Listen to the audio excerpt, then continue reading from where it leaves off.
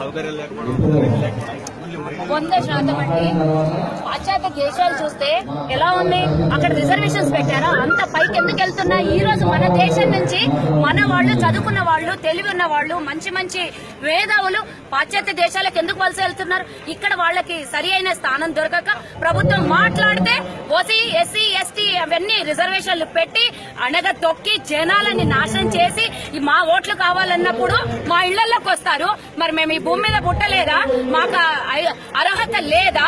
మేము అడగడానికి ఎవరు లేరా?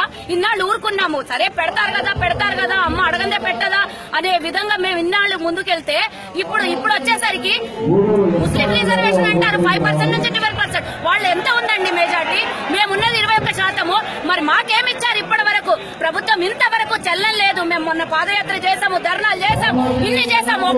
ఒక్కసారి కూడా అసెంబ్లీలో మా ఓసీల గురించి ఇంతవరకు ప్రస్తావన రాలేదు. మీకెందుకు 9% రిజర్వేషన్ అని అన్నారు. ఎంతవరకు కరెక్ట్? మాకు మా ఓసీలకి మీరు పాశ్చాత్య దేశాలకు వలస వెళ్ళడానికి కారణం ఏంది? ఇక్కడ ఇవ్వకపోతే అక్కడికి వెళ్ళాలి, అక్కడ తరిమేస్తే ఇక్కడికి రావాలి. ఎక్కడ వాళ్ళ జీవితం? మేము కోట్లు ఖర్చు పెట్టుకుని మా పిల్లల్ని చదివించుకుంటే చివరకు వచ్చేది ఏముంది?